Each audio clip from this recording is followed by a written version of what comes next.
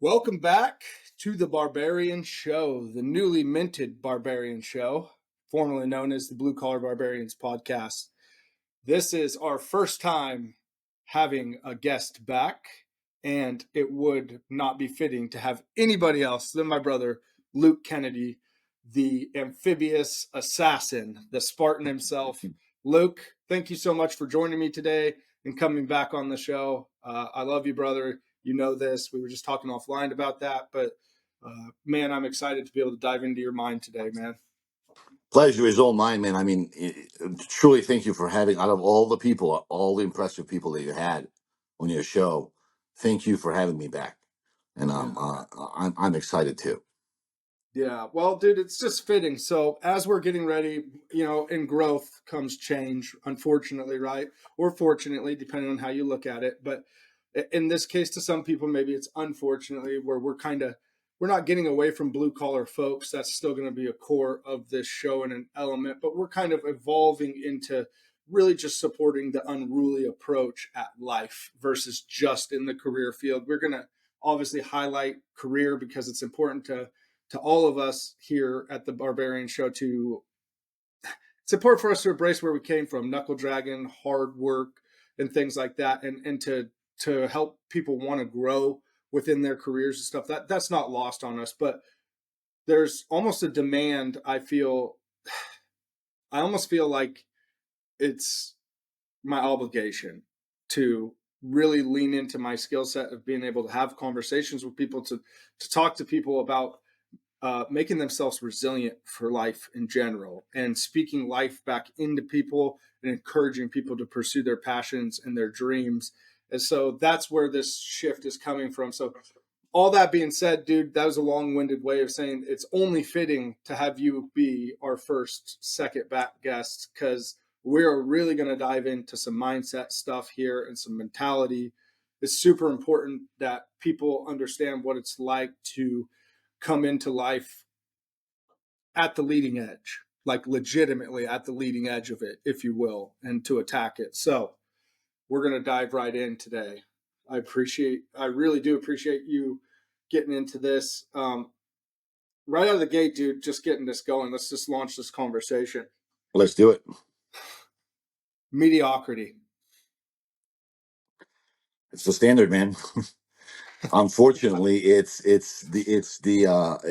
stand, and you can use it to advantage as much as you can use it to a disadvantage. Meaning, if you aim for the standard currently, you just don't have to do too much. It's fucking. I mean, how hard is it? Yeah. And then you can use it also. It's not that hard to be the best right now. I mean, you just have to do just a little bit more than an average dude, and you are in top percentile. But then everything suffers. I from service, like if you go to restaurants and stuff, I mean, in your regular life, you've seen so many things that you're just disappointed because it's so low quality. It's slow. People don't really care too much, and then you can look around and like. My problem is like I see people at their work, and I worked at places that I truly did not give a fuck, man. I was just like I was gonna be there for my 8 hours, get my pay, and do what I like to do where I was good. But now I look at people and there's nothing that they're like 100% at. Like they're mediocre at work, they're mediocre at home, they're mediocre with friends, they're mediocre at their relationships, they're mediocre at private lives. And you become almost a weirdo that wants too much. Yeah. Yeah, no. I think it's a virus. I think it's an absolute poison that's being spread right now. That it's the just do enough, be good enough, love yourself enough.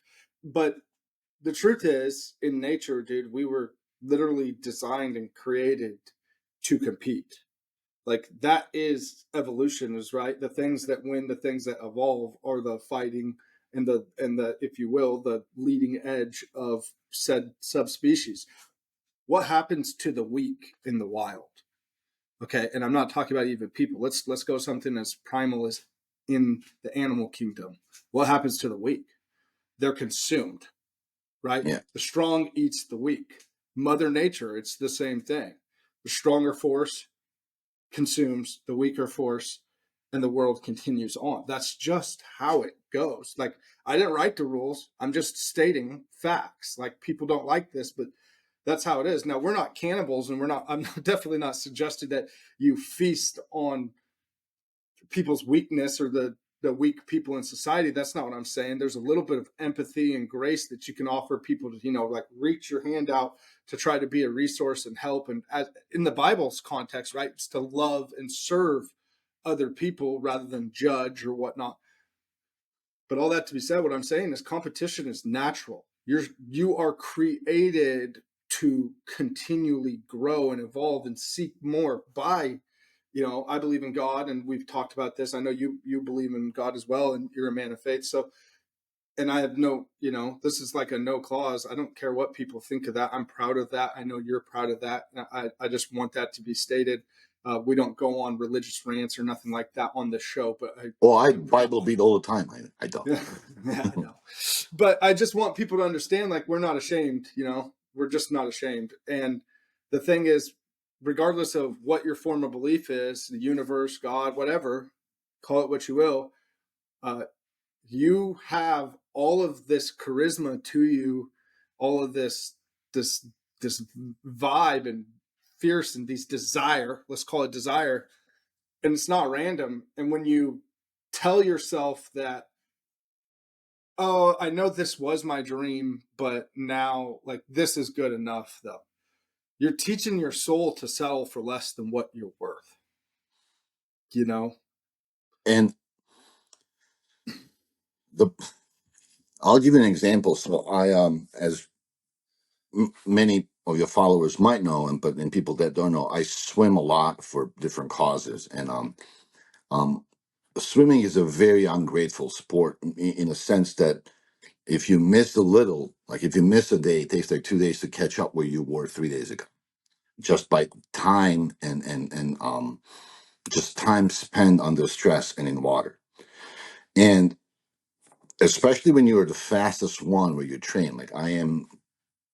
Again, not to be big headed, but I am by far the fastest person in this pool ever where I train. And it's so easy for me to either go slower or go less or go as much as the swim team that does their practices next to me. And it's very easy to still be good. It's very easy to take a time off until I go swim with professionals. I did that. I swam with a couple of special forces teams 3 weeks ago. I'm like, man, this is it. Like, if I wanted to be in with sharks, this is what sharks do. They'll eat you. Like, it's easy to be a big fish in a small pond, but our current platform, our generation, today's world allows you to be forever in a small pond. You can be the best within your influencer group. You can be the best at your IG, circle of your followers, and that's you. You do not need to be exposed or not compared, but see others. For which reason you just think I am the best. Like, this is it. It's just.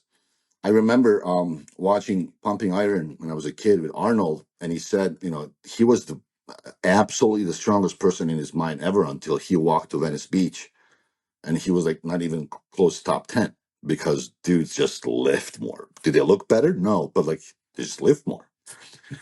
So humbling experience when it comes for that is when you join or when you qualified for Olympics, right? You get a Olympic qualification time for swimming and it's just you're qualified, and then you go to Colorado Springs, and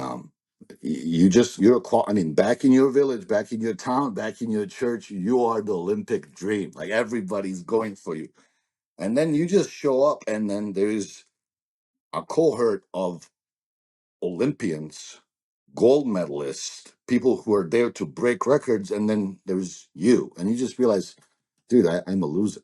Like, and people don't allow themselves to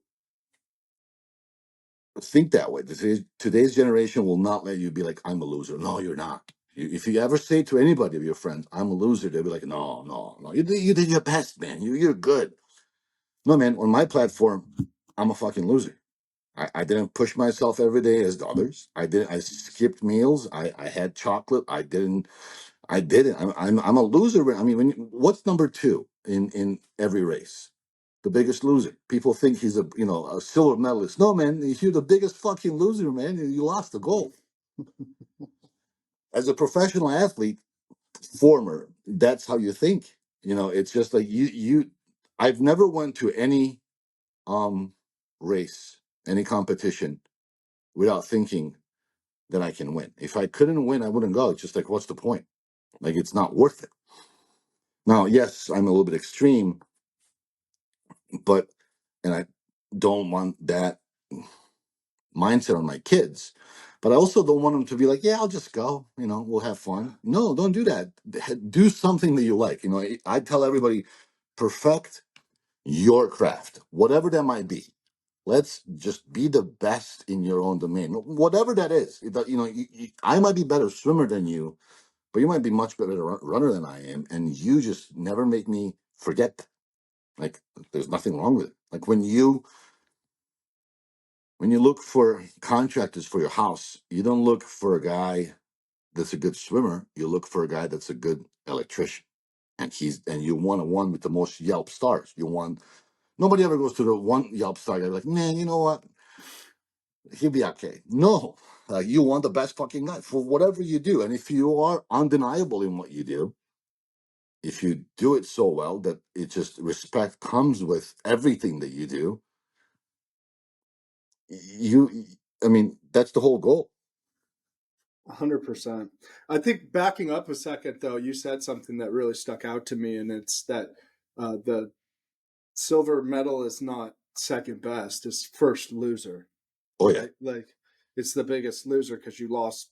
You essentially lost the title. You were the first one to lose the title, the only one that had a shot, essentially, right? yeah. Technically speaking, and that really resonates with me in the sense of like a lot of people show up today just not to compete, but just to participate. Like, hey, you got to understand on the professional caliber of this, and this is diving right into mentality. None of you guys that jump in the pool are showing up and jumping in the pool because I just came to compete as an Olympian. No, it's I'm showing up with every intent in my heart to be the best in the world. Like, I'm not here to get second, third, fourth, fifth. I love when the announcers talk about like, oh, he's hopeful to place. No, in that dude's mind, say that fourth place, that third place, even the second place, probably. I've never competed at this level, but in his mind, he's not thinking, oh, well, we got second out of it. He's thinking about how on turn two, when he flipped to come the other way in the pool, he lost his footing, and that cost him 2 seconds here. Or even Or his best. Yeah, you can watch 2008 Olympics Beijing when Michael Phelps and the team beats France, and France is coming in as the fastest team ever. And in their swim, the French team beats their country record, but they lose by like 1 millisecond. There is no celebrating. Like, even at the medal, even when they were there, they were just like, we fucking lost. Like, we lost. And that's it. Even the third team is just like, dude, man, I mean, like, we lost.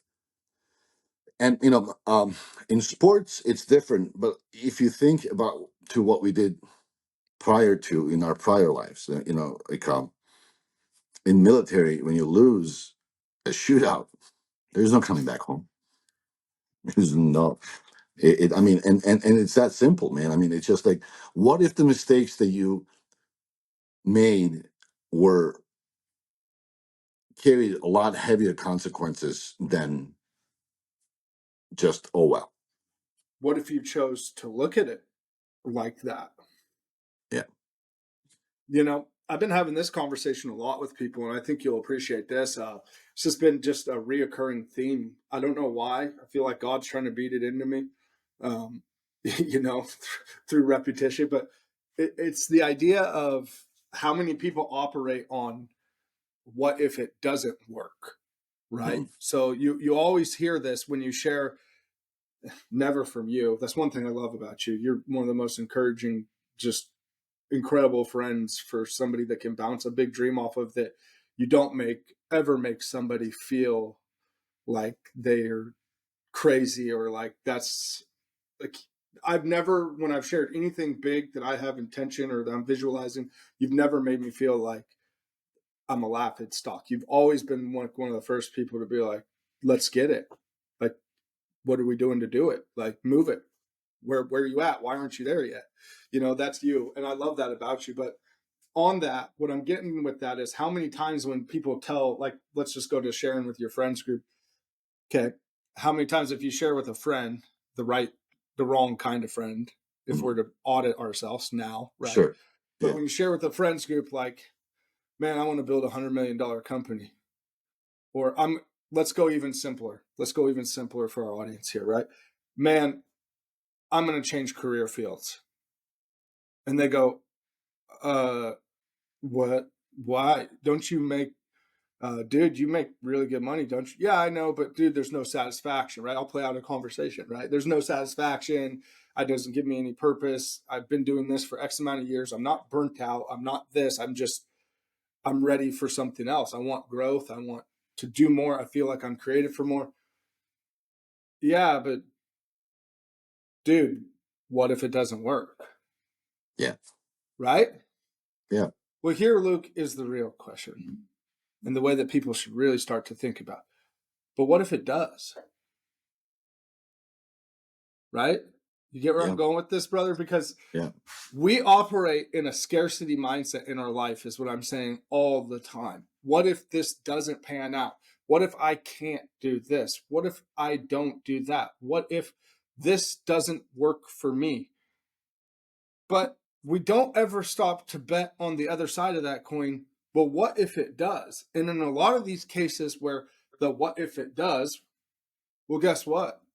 I'm no longer financially worried. My kids are living a good life doing whatever it is, like sports wise. My relationship with, say, my spouse might be better, my wife. That the what if it does work side of the coin is so much more potential. There's so much, that sky's the limit on that, depending on what we're talking about. Let's say the career. Well, what if it does work? Now I've just raised my income over time. I'm doing something I'm love. I'm doing something I was meant for. I'm doing something that gives me purpose, and I'm the best version of me. If it doesn't work, then I learned a lesson, right? And I think that, Sure. like, when it comes to competition and athletics and training, I feel like a lot of people go into it with the what if it doesn't work. Like, I'm going to operate at a level that I know I can attain and slightly there under, so that I don't experience creating doubt in myself. When really the truth is, what if you just went for it every time? Like, what if I do win it all? How will that change your life? If when you operate, you train, and let's back up for our audience, Luke. Let's back up half a step here. You're not talking about going to some freestyle swim competition or this or that. You're talking about, you were an Olympic athlete. Okay. You're not just a, Qualifier. okay. You're an Olympic qualified athlete. That is as professional as you get. That's world stage caliber athlete. And in swimming, Mark and polo. Water polo and rowing. Yes, sir. Yes, water polo and rowing. Fastest in the world. Okay. Out of the hundreds of thousands of people that try different things, you're in the single digits. Okay. So when you're sharing this shit about mindset, and I'm just framing this for our audience, when he's sharing this isn't coming from somebody that just could have went to Division I school, went to Division I school with a sport. Like, you know, if there was the NFL of swimming, you did that, and then you made Team USA essentially, right? On Sure did. top of that, on top of that. So that's what I'm getting at here is this is who you're competing with, folks. You're competing with this. We keep referring to sharks. It's kind of our inside joke, but in all seriousness, you're coming into a pond. You're treating life like you're a catfish or a goldfish or something like that, and you don't even realize that you're swimming with sharks every day. And this And is the biggest thing I want people to understand on mindset, man. You got to understand you are literally swimming next to sharks, to killers. I want to paint a picture to everybody, or just in that sense, and in two different maybe platforms. When I swam in college and played water polo, I've never went and I went to school in New York. So in high school and in college, I was a in high school I was a team captain, a state champion, obviously best looking guy ever. I went to Unequivocally. obviously I went to one house party in my whole high school time. I've never missed a practice ever, twice a day, year round. Because in order for to play water polo, you have to be in swimming, and there's two different seasons.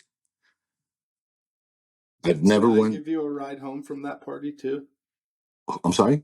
Didn't Ti, the rapper, give you a ride home from that party too? One of them, yes, college.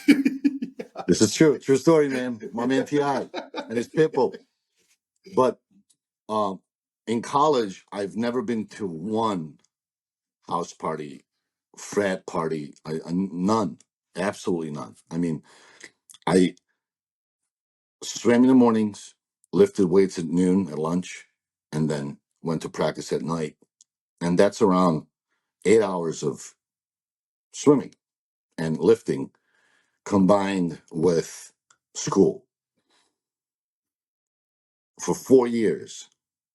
People who swim, like if you think about people who swim 50 free, that's around 21 strokes. They take around 1 million strokes in between 4 years to perfect 21 strokes to be a world champion. That's what it takes. It's when people talk about how many free shots did Kobe take or Michael Jordan took, or I train currently still. I'm lucky enough to train with Carl Morgan, and the dude is American hero. I mean, it's just one of the modern era fucking heroes. I mean, there is, there's a joke, five bronze stars and for context. I'm just saying. I know. yes, and undisclosed amount of saved lives day in and day out for years.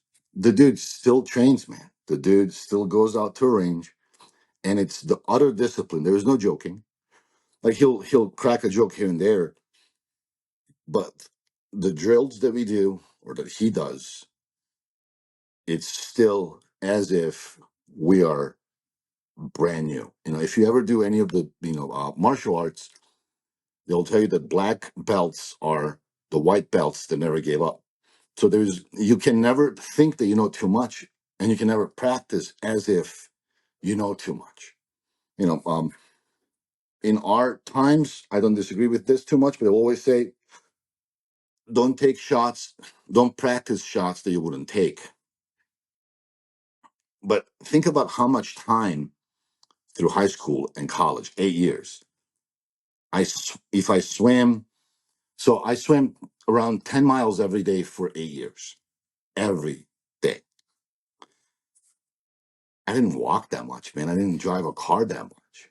So like now when I go back now, when people come back and it's like, I want to swim with you, just like, dude, you don't understand what my muscle memory is. Like I can go, and I'm not saying I'm better, but just like, if you want to be where I am, you cannot do less than that. And there are people who do a lot more than me. And I wasn't even the best then. Imagine what those people had to do. Like how much more they did to better me. And I live with that guilt because I was like, man, I should have fucked around. Like that one practice when it was snowed in Chicago and it was like, snow. I should have just like, run it home. I mean, there's all this guilt that comes with coming second or not making it to the team. But also, what I'm trying to say here is it's not easy. I asked all the time, how are you a pilot and how are you, a ex-professional athlete and you were a Fed? I'm like, dude, I have no party pictures of me ever. Like you'll never find one. I've never went to a party, and it sucked. Like for my social development, it sucked. It's it was very difficult.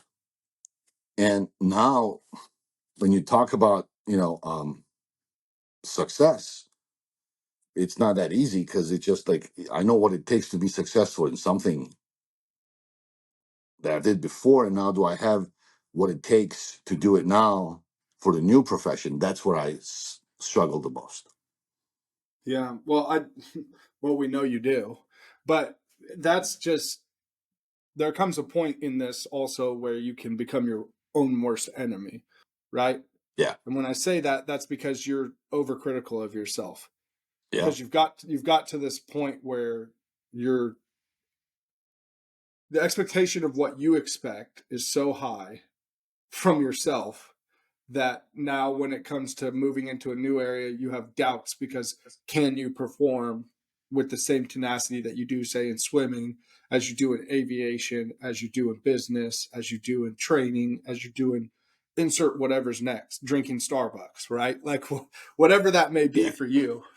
Um, and that's where it's just hard to, that's where you have to learn to exercise grace. And I think that's where some of us run into some of our demons with that. I know for me, like, I train not at your level, but I You train train with this. amazingly, man.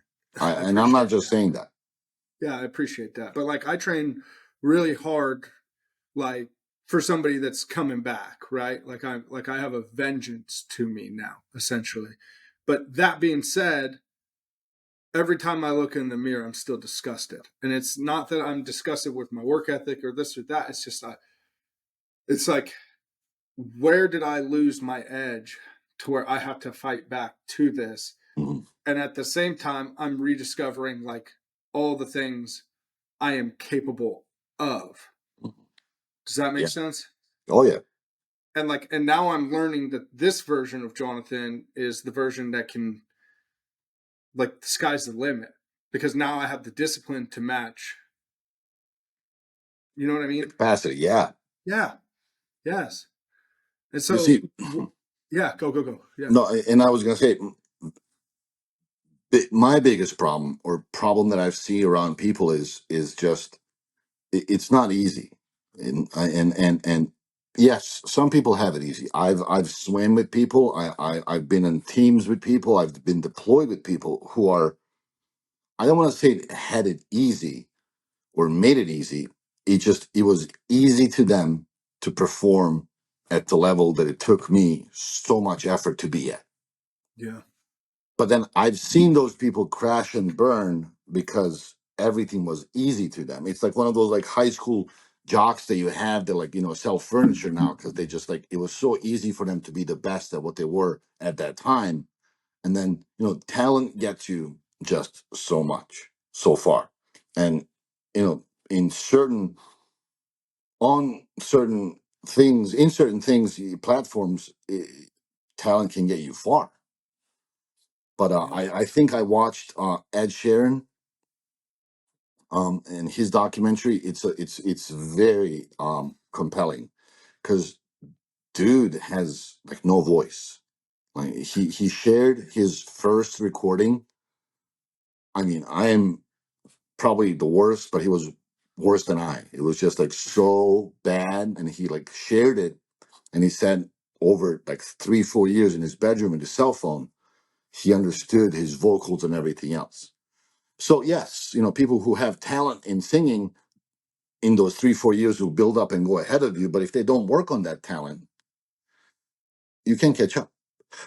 You can surpass. You will surpass. Now I say that because I'm looking into different. platforms in my life to start it, and I'm so afraid because I'm not willing to go through that pain sometimes. I don't have, no social life um luxury anymore. I have kids, I have wife, I do have social life expectations of everything else. Some things are just social. So I can just, live in a dorm and go swim or, do everything else. Or, in barracks and just go shoot. I just can't. But that's where the old memory comes in, and it's just like, how bad do you want it, man? And if not you, who? And if not now, when? How bad do you want it? How bad do you want this? And I'm gonna use this. We talked prior to recording about this, but I have a little spider bite, and it's pretty bad.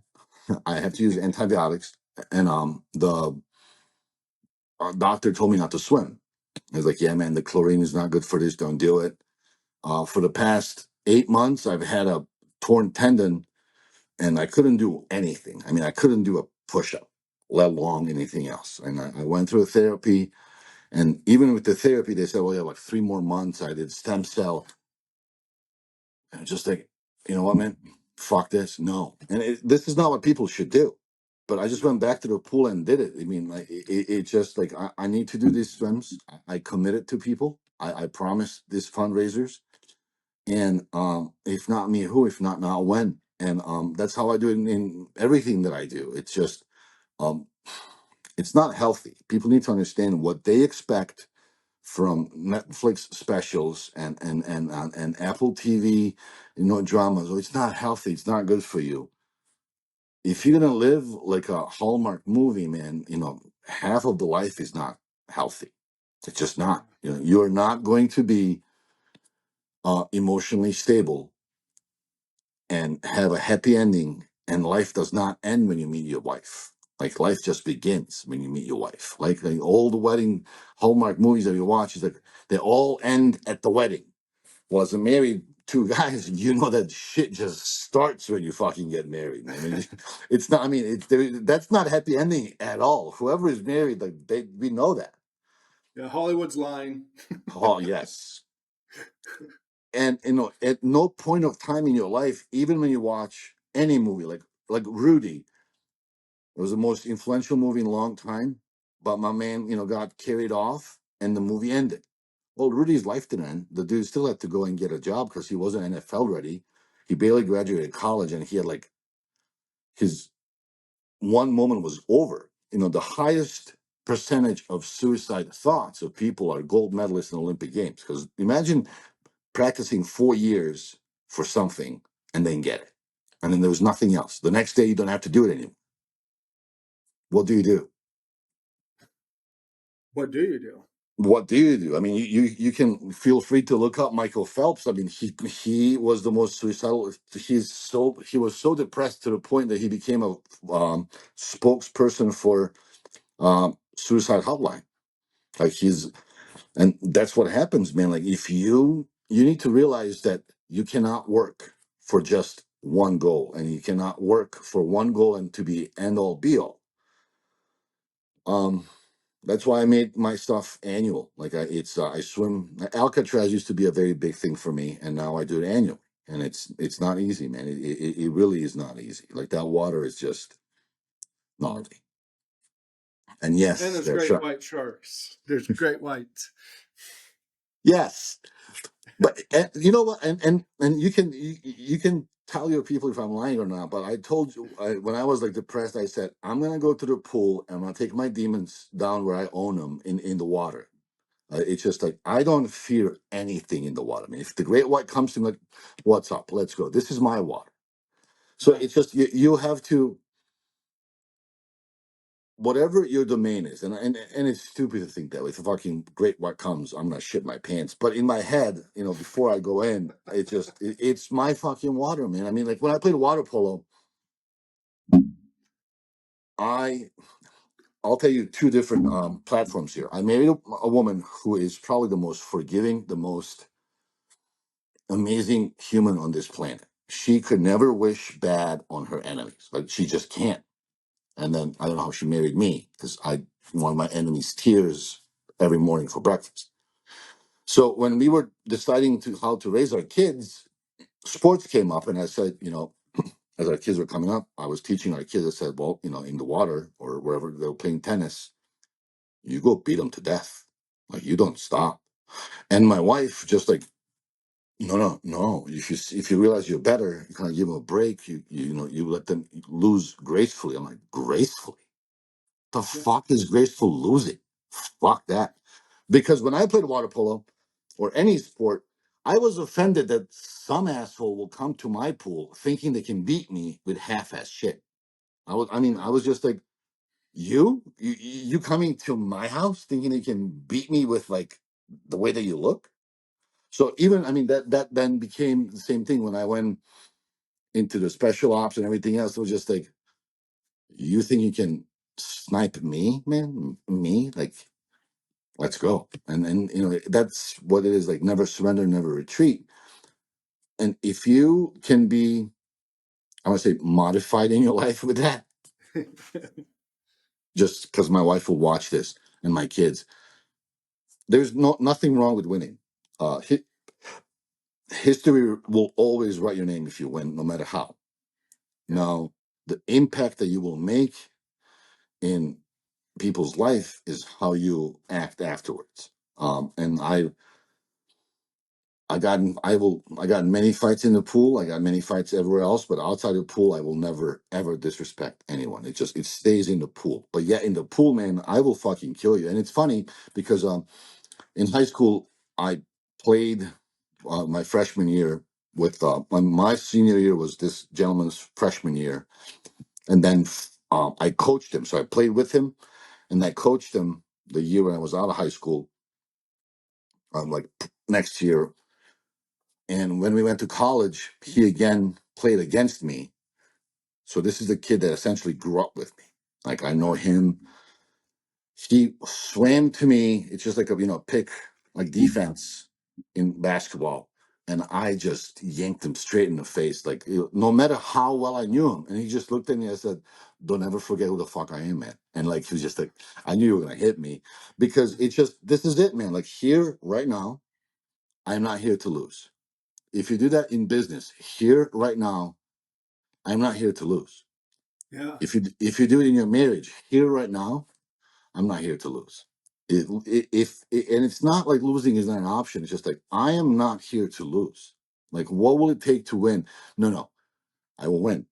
I'm not here to lose.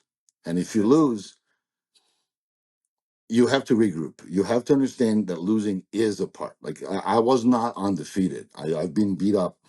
Obviously, I'm not a gold medalist, but I've learned. I watch these people. I've never lost a race or a game, or even when I will lose, in operations, when we will lose a person we were following. It's a building block. You need to allow to grow from it, but you can't count on it. It's not like, I'm gonna go here, so if I lose, I'll be a better person. No, if you go into anything in your life and fully attach yourself to that cause of, I am not here to lose, you'll have a lot bigger chances of succeeding than just saying, well, I hope I win. Like, there's no hope. There's no fucking hope. Like, did you do enough? No. Then go back and do enough. What, even in business, man. Like, did you do the market share analysis well? Did you, if it's an interview, did you watch what these people say for interview? Did you watch what the Glassdoor said about these people's culture? Did you watch? About your everything else. It's just like, if you do everything that's there, there's gonna be very little. There's gonna be very little things left for you to fail. Yeah. It's just, it's just that simple. So what do you think the difference is? Um, like, what is the difference between you and the gold medal? Because you watch those people closely. We could get into the argument of some of that's just some of it's genetic stuff where they're just better poised for it. But then there's the outliers that beat all of that, right? So Sure. it's definitely not your work ethic. Are they really doing that much more than you in They are. preparation? They are. They truly are. Like, so Usain Bolt is not. It's an outlier. That it's just it's. But again, even he was told that he can never swim fast because he was tall enough. So he, I mean, running off, run fast because he was just tall, too tall, and his strokes were too many. So like people take less strokes faster, we fast. So, but the difference between somebody like me and somebody that places for a medal and a gold medal is utter devotion. Like I mean, every carb, everything else. And I hate to say this, but you will never see a third world swimmer champion. Like there was just so much more. Money talks, man. I mean, it's just like Right. they swim, they swim, they sleep in the altitude chambers. They have. I mean, they. But again, it's a complete devotion, man. I mean, it's just like it's not how much more did they swim than I did. It's just how much more did they swim at the higher performance. So it's just like it's not just swimming 10 miles a day, just like they swim 10 miles a day at like a 1 mile pace, where I was just like a 2 mile Yeah. pace. And they did that for 4 years. And it shows, man, every stroke, as you know, when people go to the range, if you don't shoot for a month and the dude that's been shooting for just 1 month, but shot every month, Yeah. he's going to be every day, he's going to be as good as you. It's just, it's, it becomes of how bad do you want it and how much of a priority in your world that was. Yeah. And I think that there's a contrast to that with, okay, let's go to work at that. So, like, if you show up not on your phone, not in your mind about what you're doing after work, but if you could show up and be somewhere, there's a phrase for this I'm looking for, Luke, where you could be present Sure. in you know what I mean, in what you're doing. Think about how many people you beat, because the truth is, most of your cohorts show up and they show up ready to give themselves to about 4 hours of the 8 that Yeah. they're slotted for. That's what they do between lunches and breaks and looking at their cell phone and going to potty or standing up doing this or taking this phone call. You're really not present for more than 30 minutes at a time at any given moment. And in a lot of cases, I'm definitely guilty of this in certain Me things. And too. it's like, Yeah, absolutely.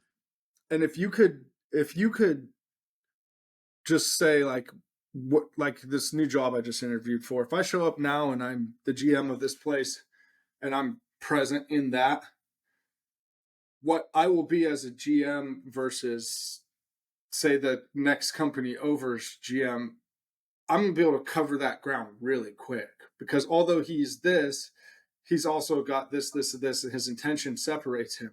But if I can give 8 hours of my time to 8 hours of what I'm doing and what I'm supposed to be doing, my growth level is exponentially larger, right? So whatever it is, whether it's training, swimming, freaking work, whatever, if you could become that, if you can be present, okay, you can become the present.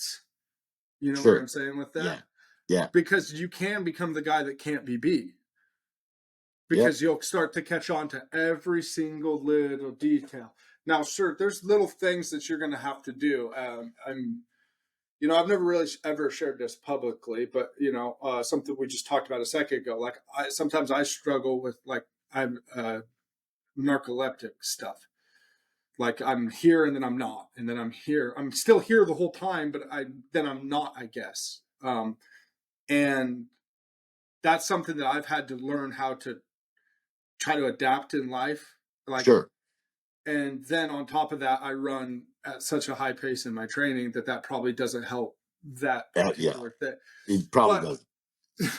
but dude, I can't lose, because I feel like if I stop to address, and you'll know about this, spider bite, right? If I stop to Yeah. address this, it's going to become another excuse to not do this.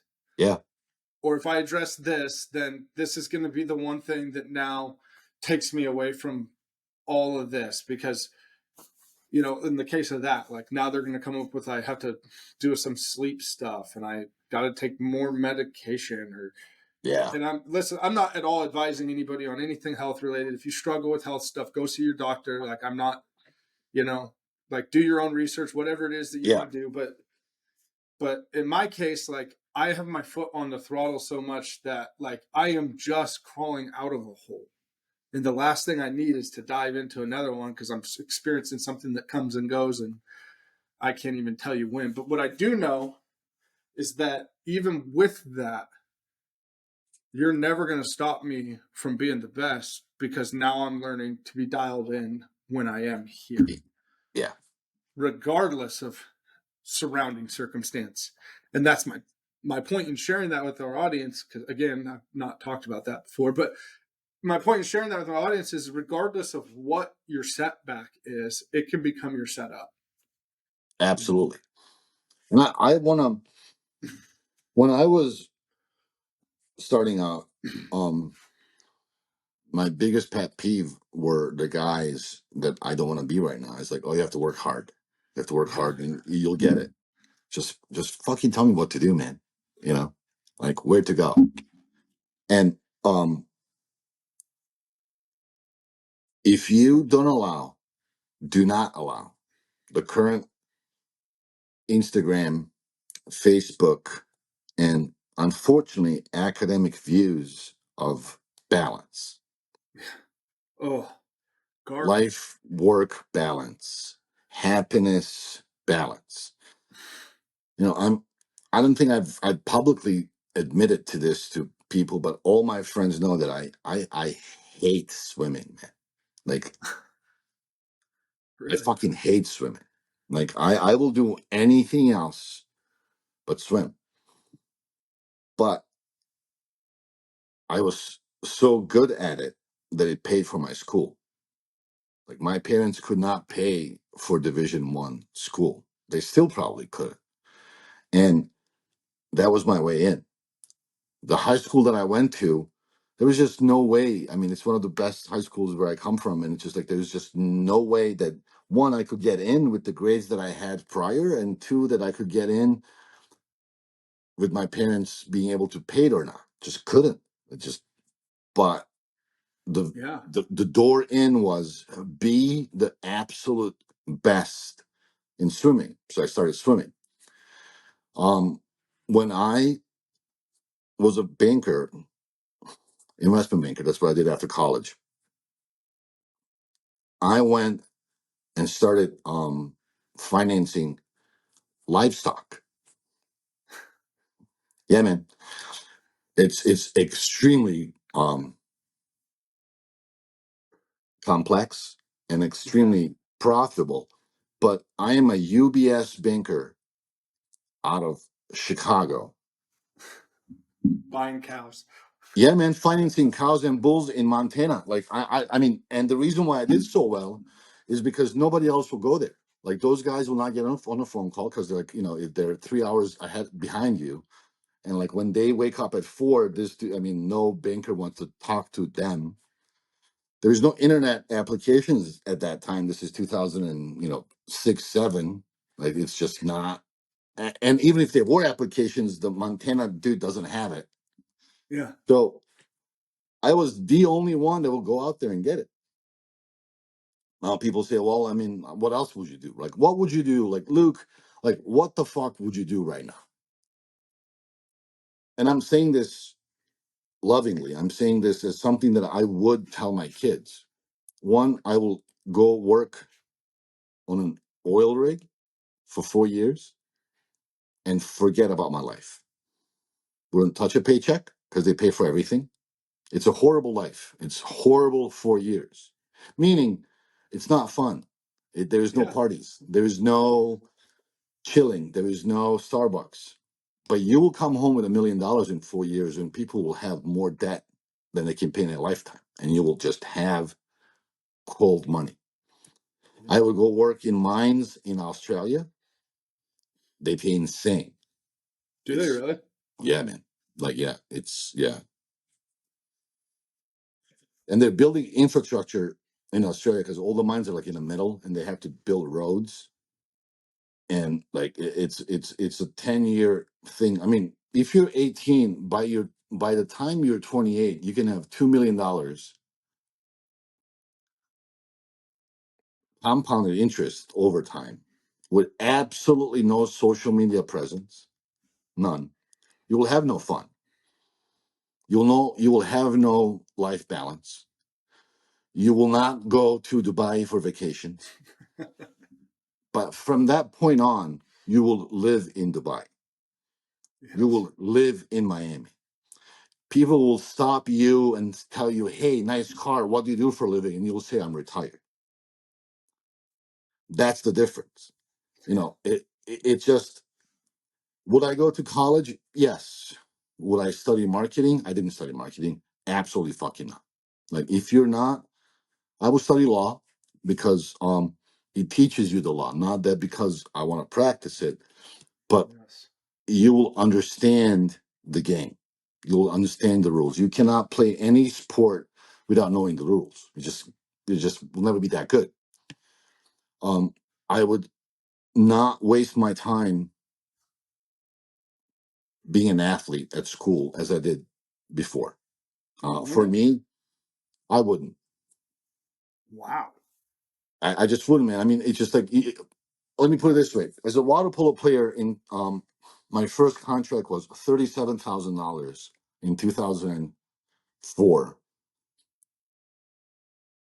I mean, it's like $50,000 now. It's just like you can make that working anywhere else. And Well, it was like $50,000 in 2019. It's probably like $39,000 now. yeah, but man, I lived in Italy. I didn't have. I mean, the club that I worked for gave Yeah. me a rent. I mean, they paid my rent. I had to buy like a site. I mean, but I thought I was like NFL first draft. Like, I mean, fuck, I had it all. Now, in the long term, waste of time, waste of absolute time. Did I live well? Yes. Did I have an amazing like experience? Yes. At the age of 40, thinking back, would I do it? Probably not. I mean, No. if I had to do it, maybe, yeah, sure. I mean, but there was no um future in that. There's most of the athletes that graduate Division 1 have no business in that sport whatsoever. And it never translates into anything. Yet we glorified it. Like, I was a Division 1 athlete. I was an Olympian. So, and what, man? I mean, 2008 came and I bankrupt. I had to go to become a cop. Yeah. It didn't matter. I was already two-time a qualifier, a Division 1 champion, a European champion 2 times. It did not matter. I had nothing to stand on because I lived with within the standards. They're just not right, and that's what I'm trying to say. So, like, if somebody came to me right now and said, "Luke, I am 18, 19, 20, 21, 25. How do I start?" I would say, sell everything that you have. I mean, absolutely everything. Don't have any bills, and go. I would not say military right now because it's way too politically oriented. That it's just like you will be miserable and not paid well. But there are so many global opportunities that you could cash on with just your time. This is not hard labor anymore. It's labor, it's work, it's Yeah. honest work.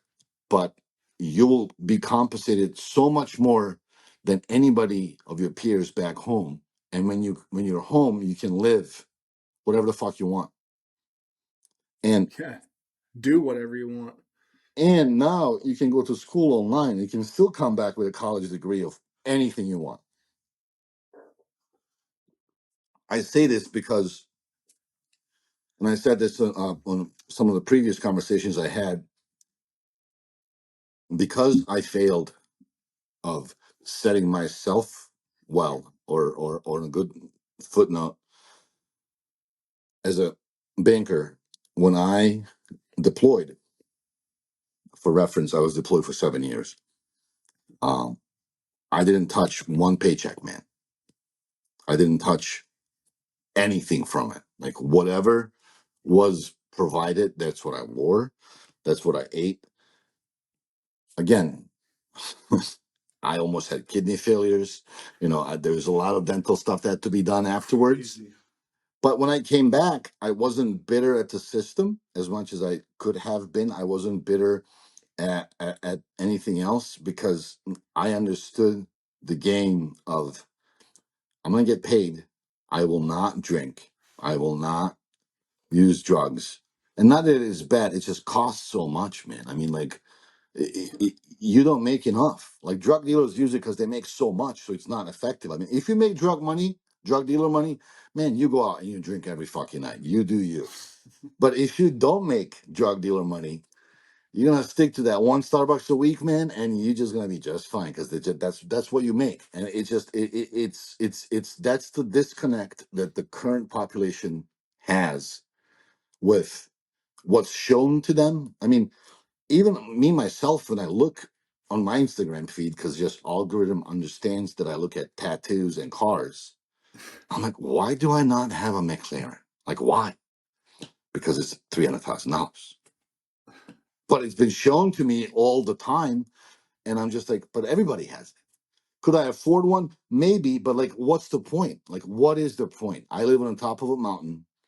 I can't even drive it as much, like as everybody else. I'm just trying to it's just like all these perceptions that we have. If we could just slow down and just like in military or in any stuff, if you can slow down and assess, this is what we have. This needs to be done. Can it commingle? No. Does Can we do more of what we have or less? We can do less, but it'll be done right. That's it. Let's do less. That's it. And you move up. And then you could scale that mentality essentially, right? Like it's to Yeah. where you make until you can do it. But then you know what I've found is like your kids, right? You're teaching your kids how not to spend money. And then you'll get to a point where you say you have some money put away, your kid does, and then he'll go after that $1,000 mountain bike that he wanted. And Yeah. all of a sudden, I don't want to spend my money on that. Yeah. Right? Like that's what happens. I was Yeah. just joking. Yeah. I was literally just talking to a buddy of mine yesterday who's telling me his son's got like 20 grand put away. I'm like, what's he going to do with it? I don't know. He asked me the other day what I did with it when I did that. And he's like, I bought a house. And then the kid was like, he was saving for a one wheel, right? And they're like Yeah. $1,500 or something. And then when he's got the money that he could go get it, he was like, all of a sudden now he's a cheap ass. Like, I Yeah. don't want No. that. I'm not spending $1,500 on that.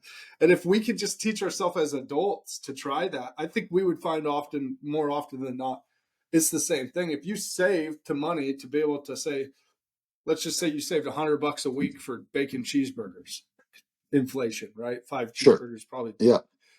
Anyway, if you were to put that money aside for bacon cheeseburgers, but you had to do it up front, then comes this next week, you have this $100 and you go and you get maybe that first cheeseburger, and then you realize that now you only have 80. And then yes, I'm gonna make another $100 for next week, but then it quickly becomes, well, do I really Why? need a bacon cheeseburger today? Yeah. Do I really like? Why am I spending $20 on this when I could spend? I have all the stuff at home in my fridge already to just make that. Yeah. Right. And this is where the attitude switch starts to come into play, is when we're doing stuff like that, is when we just change the game essentially, right? Like to where, Absolutely. and so Yeah. I think So that there's a lot of value in trying to retrain your mind on, especially financially speaking. But I mean, dude, that's just where it comes down to one of your other quotes that I absolutely live by. Attitude is everything. yeah. Yeah, man. I mean, like when and I'll say this too. Just not. I don't want to be too me, but it is Oh, like but this is your episode, by the way. yeah. I never warm up for swimming. I don't touch the water when I go in. I I get dressed and I just straight up just dive in and start swimming. There is no negotiation at that time because it has to be done. And because I know it has to be done, because I know it will, no matter what, it has to be done. And I know that it will make me feel good when it's done. I just do it. If you allow yourself to negotiate your standards, you're going to switch to an attitude that will allow you to settle for less than what you know you need. Not deserve, you need. Some people do need some pep talk. Some people do need to be, pushed. But you know that at this point, most of your viewers, like I'm 44, like at this point, there's no rediscovering of what the fuck do I need to get something done. I just need to do it. Yes. So for me, my attitude, it's an attitude is everything comes from a different quote that says your attitude will determine your altitude. So so when I was first learning how to fly, I had this crusty Vietnam vet that was just like no nonsense, man. He was just like he was gonna teach me flying, and you're gonna go and fly, boy. That was kind of thing. It wasn't gonna be like I'm gonna teach you aviation. No, you're gonna go fly. So the joystick is between your legs, and there's all these buttons, and you kind of want to look down. And he just said he was to me, said, "Listen, man, if you look up, you're gonna see sky, and sky limitless. You're gonna have so many things to do. You can gain altitude, you can turn around, you can do whatever you want. If you look down, all you're gonna see is your dick. So if dick is what you want, you look down. If life opportunities is what you want, you look up. So your attitude will determine your altitude. So attitude is everything, man. I mean, if you look down, that's all you're gonna get. You can't get anything else if you can't see it. Just like in military, you cannot shoot anything that you cannot see. Right? That's what we were taught. Like, if you can't, I mean, can it be shot? Yeah. Sure. Will you shoot it for the first time? Never. Like, I don't care what people say. Like, you can you can do spraying, you can do whatever. It's just like the first thing, especially you rifleman people are taught. If you can't see it, don't shoot it. It's just like that's how the world is, right? So if you can't see it, if you cannot visualize it, it's still not there to be shot. Don't pull the trigger. No. Yeah, dude, and I'm glad you said that. This is a perfect transition because you just said another key is visualize, right? Yeah, You gotta see it for yourself, man. When you gotta go into it knowing you can do it. I mean, there's sure. some instances, sure, where you're not sure on an outcome, but you know what? I'm going to show up and participate anyway because, like, I have to do this for me, right? Like for me, if I was to go run a half marathon tomorrow, I know I'm not winning that, but I'm also not running it with the intent to win. I'm running it to run it because I'm going to beat my mind, and that's a little bit different of a scope on this, but the point is you got to believe that you can do this. There's got to be a level to your execution that you're not just guessing, like, I wonder if I'm capable of this. It's like, no, no, no, no. Like, I know I'm going to run 13.1. I Yeah. know I'm going to swim 13 miles. I know I'm going to become the general manager of this job. Have you I ever know. seen? I'm sorry. Have you ever seen the acrobatic pilots prior to their getting the plane, like doing their stuff up and down and like visualizing it? I've seen YouTube, the. yeah. So that's a mandatory thing, man. Like I mean, in your training as an acrobatic pilot, you will go prior to your flight into a whole move of visualizing everything because your brain will make it happen. You can watch high speed skiers. Like you can see them when they first before they start, they go through the whole um, what they call a course in their mind and visualize it every single detail before they go. It's I mean it's a you you can try it on yourself. I'm not just blowing smoke up Yeah, no, everybody's no, I ass. believe you. If you grab a ball and just visualize it as you're throwing it into a garbage can, not too far, like in your, just visualize, see that ball on that path, and then throw it. Your accuracy will improve. It's just like if you can visualize it happening, your brain will do. And this is, I mean, it's not the secret of the secret, the book there was. There's science to it. If you can see it, your brain will do whatever it can to allow it to happen within what you have available. So, do you need to work out more to make it happen? Sure, but your brain is ready to take it. So, Yeah. when you say visualize it, um, you can speak to bodybuilders and they visualize how they want to look all the time. Like you and I, we lift just to move that thing, just to get over. Like those dudes, like visualize the way that they're gonna look after that pump. I just learned this like 2 weeks ago when I met one of the new IFBB pros, and he had like this on his locker.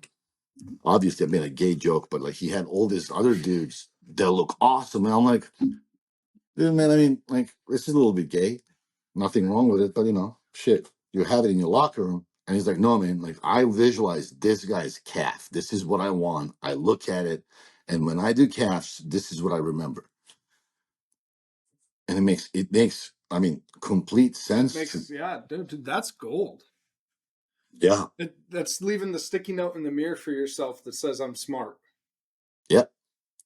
And people laugh about that. I have my little daughters. I wrote out, I am beautiful, I am smart, I am cool. Right. Affirmations are the best, man. And I put them on the mirror on little sticky pads. And I tell my daughter, my 6 year old, or my 7 year old, excuse me, I tell her, make sure you read that today. Sometimes, they fell off the Yeah, mirror since, but when they were on the mirror, I would hear something when absolutely. she's getting ready. She'd be in there. She'd go in there one last time with her backpack on. I am smart. I am calm. I am, and as a father, like it brings me joy because I know that no matter what the world tries to feed her, that's what Yeah, she's starting to tell herself, so she can believe that about herself, right? absolutely. Because these are things I didn't have, but I'm like, if I can give you this tool to make you ironclad against everybody else, you're going to have that leg up, and more importantly, you're going to create that life that you want. It's funny though, dude, because you said you just jump in on swimming. Yeah, I hate running.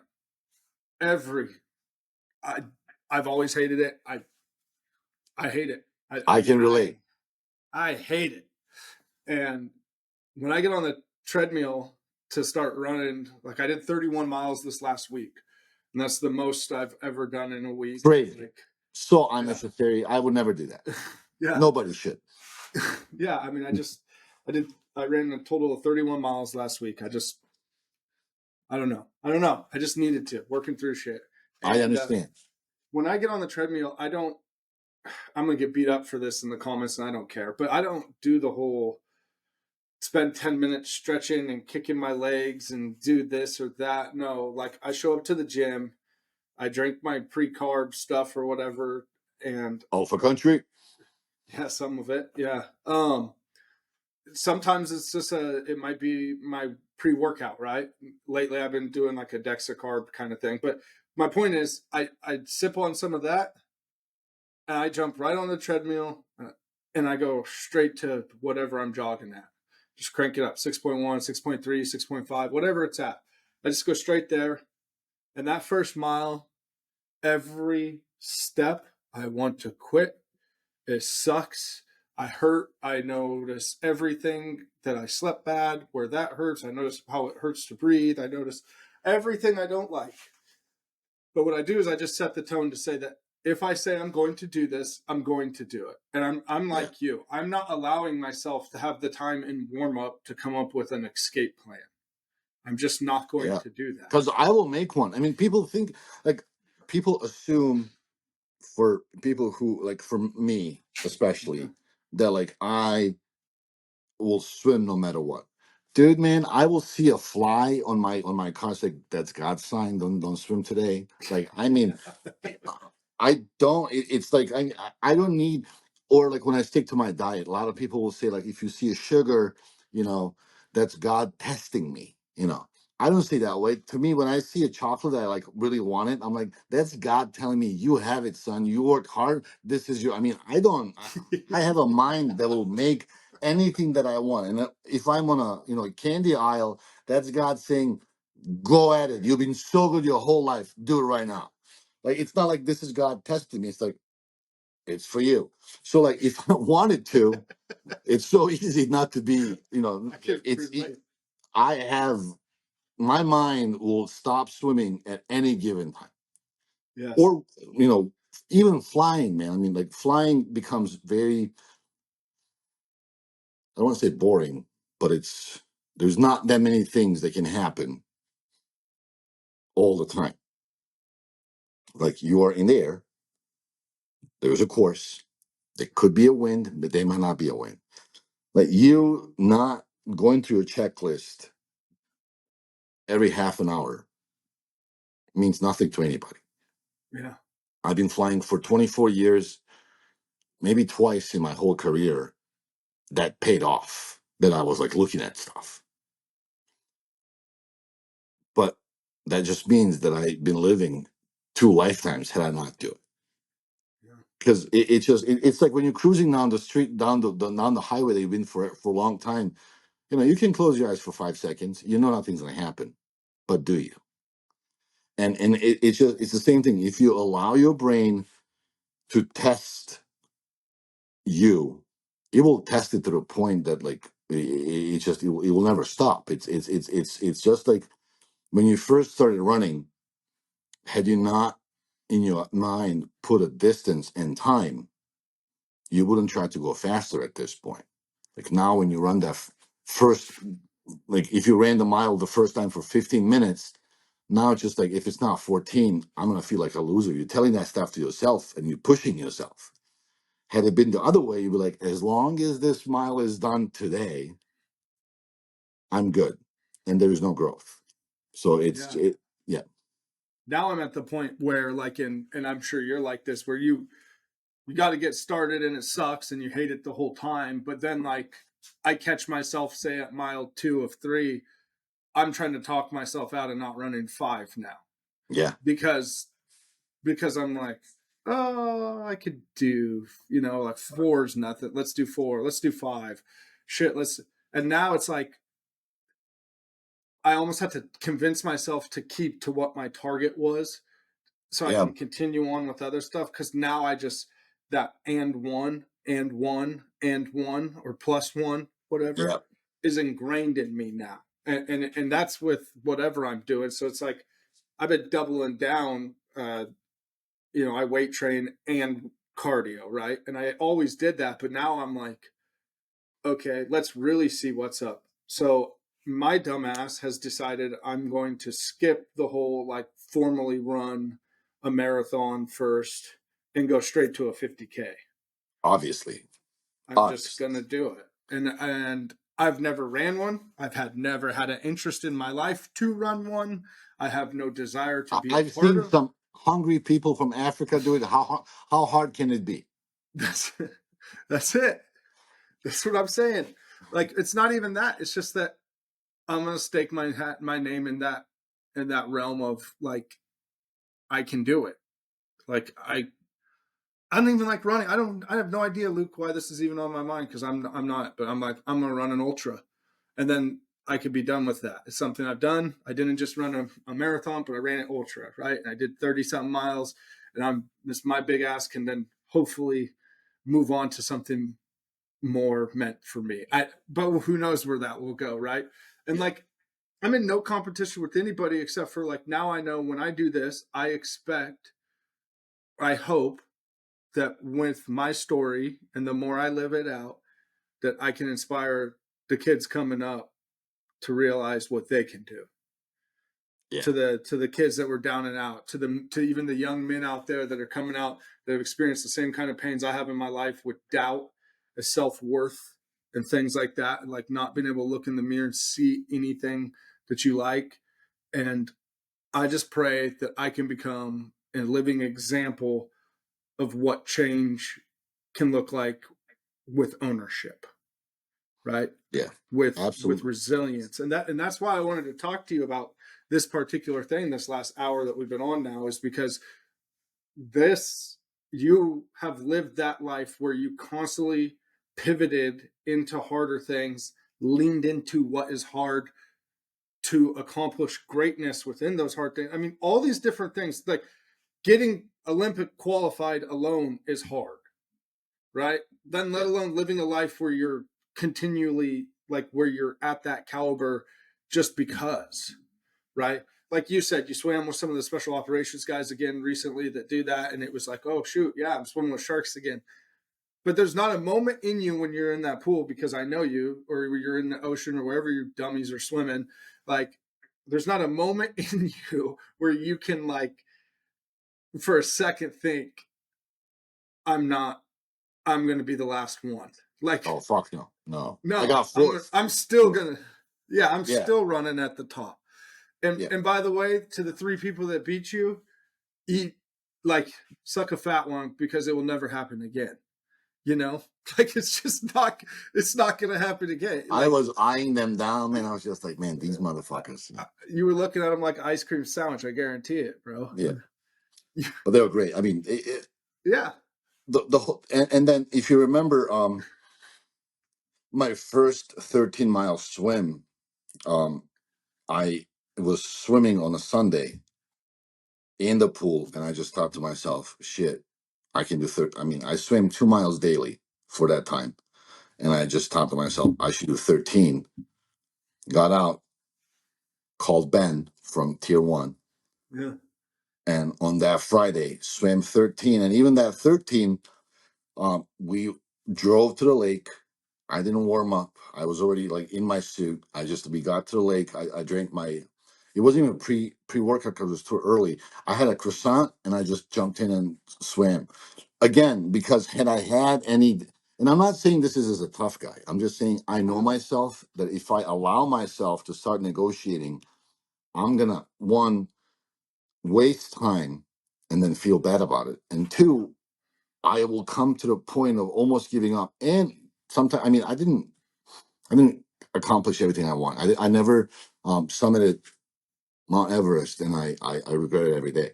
I truly do, and it's because I never pushed through. It's just reasons, right?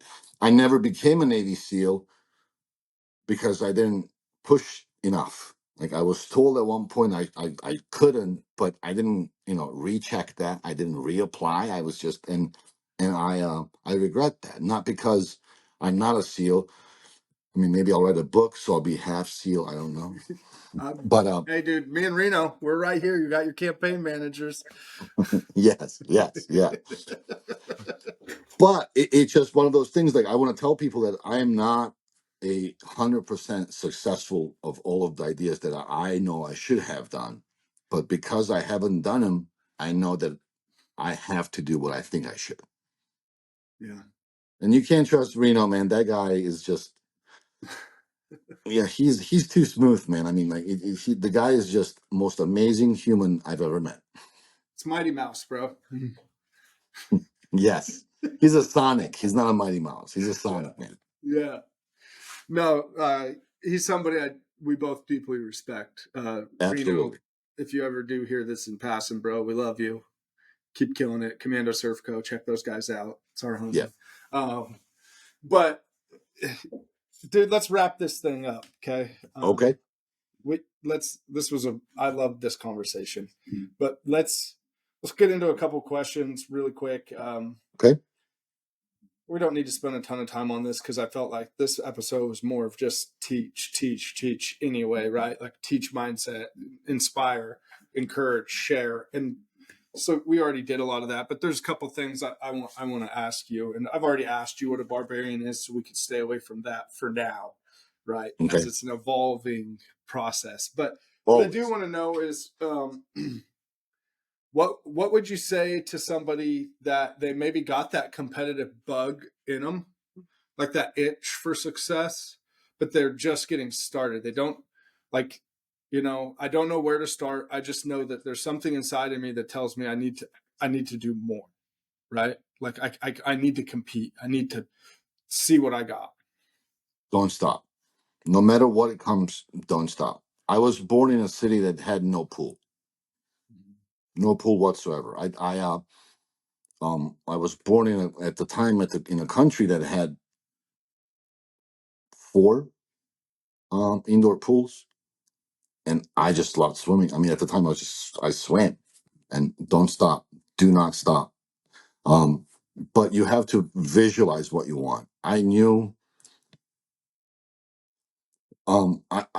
what I wanted to look like physically, and I knew what life I wanted, and it has nothing to do with anybody in my life, in my family. I am the only tattooed person in my extended family.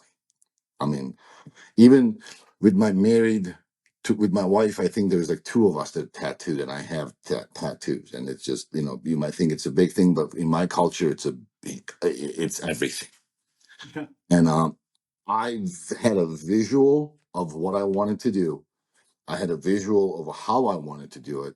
Um, I'm not sure, and I'm not even being cute. I'm not sure if my parents know how many medals I have. My father never came to watch my races, my games. When I won a state in high school, when I came home, mind you, now I'm number one swimmer, right? He told me, "You didn't go to lose, did you?" Now that was it. That was it. So if you have it in you, God put it in you for a reason. Um, just don't stop. Don't stop chasing it. That's what I will tell you. I mean, I have plans for myself, and I'm still not stopping. It's been 44 years. Yeah. Just get started. Just get started. Yes. Yeah. No, I mean, like, that's Absolutely. every day is day one, dude. Like Andy Frisella says that a lot, but that's so true. Like, Yeah. I don't care who you are or how good you are. It's I'm showing up to this morning ready to rage war. Like I have to.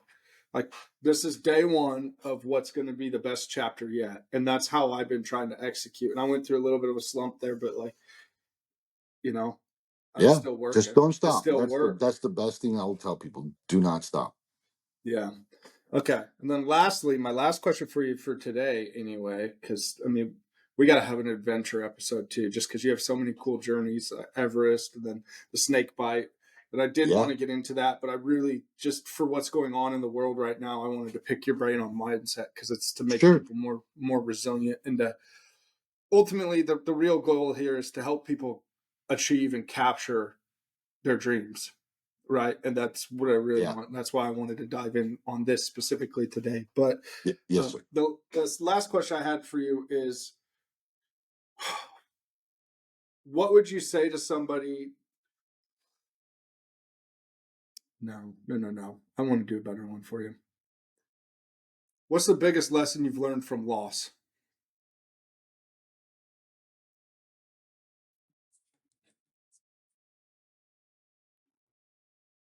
Twofold.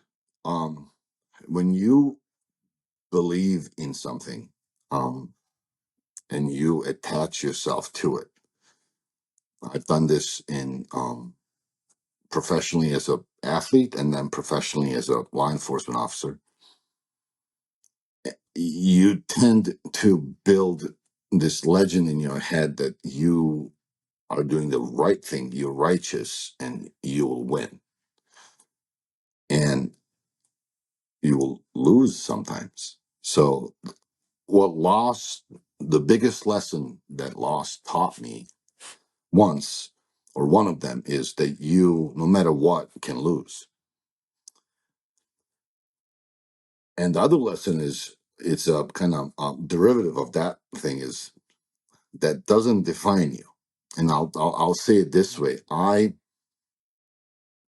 Um in one of the finals that I've played, I've lost that game because a teammate didn't do his best. But to me, I lost it. I didn't eat. I didn't sleep. I mean, I was the MVP of the tournament, but I lost it. Didn't win it. There's the only like one tournament that I don't have. Um, but it didn't define me. I still went to be the best athlete. I still went to be an MVP from it, right? Professionally, I chased this one guy, one over three continents. I was he was a federally wanted person, and like it took me like 3 years. It was like that one movie, Catch Me If You Can, kind of thing. It just like I became like in my head, I was just like, I'm gonna get this guy because I am the best, like, and I am righteous, and I caught him, obviously, but the prosecution didn't have a good case on him, didn't build a good case, so the guy walked. So after 3 years, I learned that I mean, you could be like, I just wasted 3 years. You can be the system sucks. It can be the God hates me. You can be, like what hell? What am I doing? But I've learned that no matter what you do, you can still lose, and it's not going to define who you are. I was still true to my colors, true to my morals, to my ethics. I mean, for next 2 years, I prayed that the guy dies from ass cancer, but that's between us friends here. But nevertheless, it's just like losing will teach you that you can still lose no matter what, and it does not define you. That's my answer. No, that's an incredible answer, dude. Incredible answer. Um, Man, I can't think of a better thing to wrap this up with that, because there's people going through experiencing loss at crazy rates right now, whether it's Yeah, financially, career changes. It's just craziness going on right now, and so I think that's a really good thing, is to not let it define you, to find the lesson, like to yeah, find the lesson in it, and to understand that for those of you winning, it can happen to anybody. sure. You're And I didn't do never. anything wrong. Again, I've done everything and more that was expected and or that will cause my win. You know, athletically and professionally later. I mean, 3 years complete dedication. Yeah. It's not. I mean, there was a reason, right? And it didn't define me. I mean, I went on do other stuff. I've took the lessons. I was bitter. Wish I wasn't as bitter. I think if had I been less bitter, I've been successful in the next platform faster or sooner. But you just don't let that define you. Yeah. No, that's beautiful. Well, Luke, we're at that point. We've we've beat this horse for now. Um, Awesome. I want to say thank you uh, for your friendship, your mentorship, your time. I appreciate all of that more than you know. Thank you for going swimming in front of me so that I know that you'll look like the faster fish and the shiny lure in the water, so that maybe someday I can get out there and dip my toes in it Yeah, myself. man. It's all in your head. Just think about, do you think sharks have Luke week? Like they like the Sharks television has like a discovery like Luke is back in the water. you Y'all be know, careful. for our audience, I do want to share this story in closing. The first time I was joking with Luke about sharks, I said, "Don't do you think about sharks in the water with you?" like, and you responded to me. You said, "Do you think sharks think about the fact that they're swimming with an assassin?" And that's never, I've never been able to leave that response, because in my mind now, every time I think about all the shit I talk about you and your shark fantasies, I think about that one response. Like, literally to me, that's the difference between champions and fucking just the wish wash, is because legitimately, when I asked you that, there was no hesitation, there was no nothing. This is when we were first talking. It's just, do you think that they think about the fact that they're swimming with an assassin? It's like, touche, you know, Trained touche. assassin, government Yeah, trained. I mean, yeah. It's like, natural born, whatever you want. It's just yeah. it's like, no, I don't think they think about that. Then why would I think about them? Like, Right. that's how you need to treat anything that you're up against. Like, do you think that you can beat them? Do they think that they can beat me? No, they cannot. Change the mentality. That's how you got to start to look at stuff. So Luke Kennedy, the man, the myth, the legend, the amphibious Spartan. Really quickly on closing, uh, we just lost an event. Unfortunately, is that official now that we're not doing the? Well, we're So not we're not doing going. that specific one. Yes, no. Yeah, we're not going to the for the world record in Oregon Mhm. for altitude anymore. Yes, But highlight some swims you got coming up real quick here. I just want to share where people can support you and what you're swimming for. of course. August 10, I'm swimming with Navy SEALs for Navy SEAL Foundation. Around, it's a Navy SEAL swim around the Statue of Liberty. August 10, August 26th was going to be at a world record attempt at highest altitude, longest swim in Wallowa Lake, Oregon. Unfortunately, that didn't happen, but I will still swim 13 miles. Um, Looking, maybe I can do it Lake Tahoe. It's not official, but I will be swimming regardless. 13 miles for 13 Fallen of Kabul extract on August 26th. It's the fourth anniversary, and all the proceeds goes to the families of the fallen. That's the longest swim. That's around 7.5, 8 hours. September 7, I'm swimming Alcatraz for mental health support for the first responders. There's a foundation that provides dogs to any first responder and or military personnel who qualifies. And September 11, I'm swimming at 353.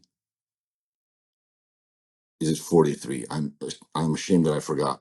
But 343 or 53 laps for the 343 or 53 fallen firefighters on 9/11 um, in the pool.